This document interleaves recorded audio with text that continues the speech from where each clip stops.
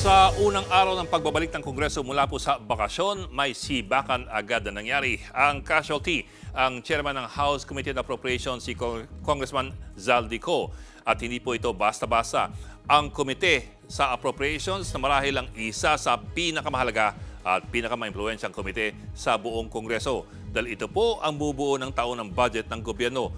Lahat ng mga ahensya ng gobyerno halos manikluhod na dadalaw sa Appropriations Committee. Kahit sino man ang namamahala sa Appropriations Committee, siguradong malapit siya sa mga Diyos ng Kongreso at ng Malacanang. At sabihin natin, siya ang tunay na malapit sa kusina. Katunayan, nung nireklamo ni VP Sara Duterte ang budget ng kanyang ahensya, ang pininteriya ni VP Sara ay si Speaker Martin Romualdez at si Appropriations Committee Chairman Zaldico. Ang hirit ng bise, ang budget ng Pilipinas ay hawak lamang ni Co at ni Speaker Romualdez. At medyo kakaiba rin kasi ang kaso ni Co. Sa nakaraang mga kongreso, ang Appropriations Committee ay binibigay lamang sa mga napaka-senior na congressman na malapit sa administrasyon.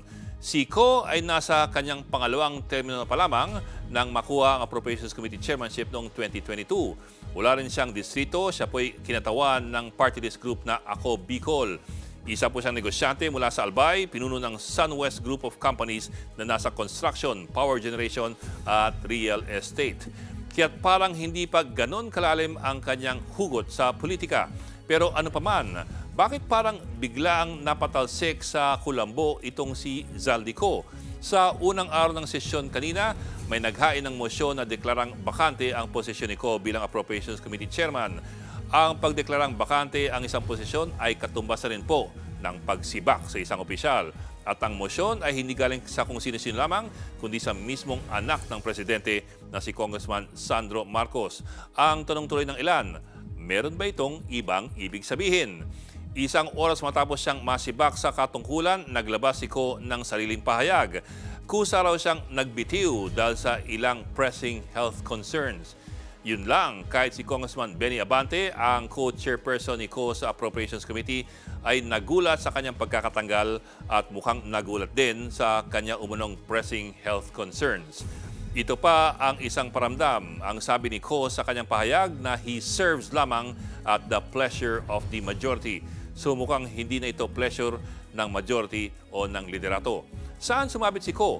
Bilang Appropriations Committee Chairman, si Zaldico rin ang pinuno ng House Delegation sa Bicameral Conference Committee, ang grupo na gumawa ng pinal na bersyon ng General Appropriations Bill.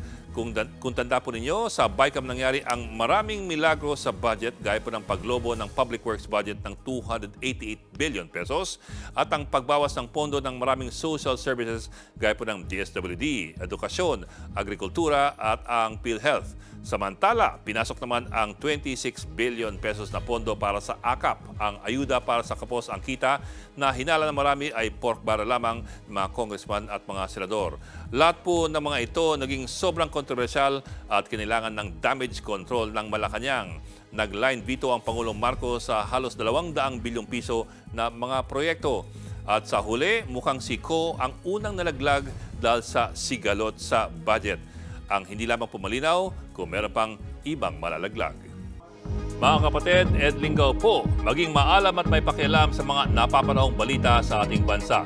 Para sa mas malalimang pagtalakay at paghimay sa mga issue at headlines, tumutok lamang at pag-subscribe sa social media pages ng News 5.